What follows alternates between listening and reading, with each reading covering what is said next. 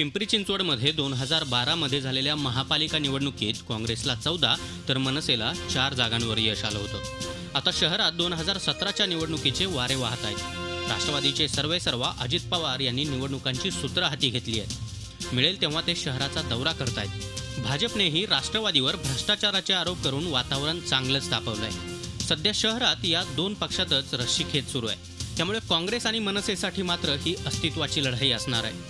काँग्रेस निवडणुकीपूर्वीच फुटीच्या उंबरठ्यावर आहे। माजी शहराध्यक्ष भाऊसाहेब भोईर यांच्या नेतृत्वात 10 नगरसेवक राष्ट्रवादीत जाणार अशी चर्चा आहे।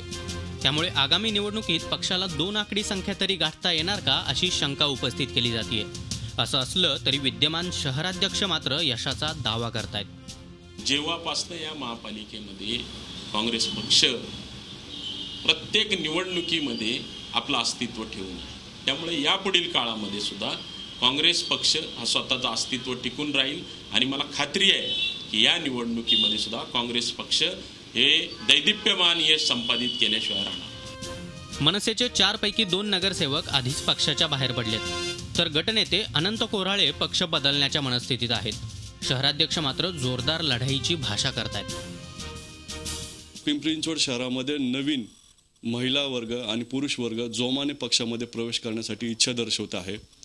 जशा प्रकारे 2012चा करिश्मा झाला तशाच प्रकारे पिंपरी चिंचवड शहरामध्ये 2017च्या इलेक्शनमध्ये सुद्धा करिश्मे होणार, हे आदरणीय राजसाहेबांच्या विश्वासावर आम्ही ठोस सांगतो। नाही म्हणायला स्थानिक पातळीवर हे दोन्ही पक्ष विविध आंदोलनं करत पक्ष जिवंत ठेवायचे प्रयत्न करतायत, पण काँग्रेसचे वरिष्ठ नेते मात्र शहरातल्या काँग्रेसकडे काहीच लक्ष देताना दिसत नाहीत। मनसेचाही कारभार राम भरोसेच सुरू आहे। त्यामुळे निवडणुकीचं वातावरण तापत असताना काँग्रेस आणि मनसेसाठी ही केवळ अस्तित्वाची लढाईच उरली आहे।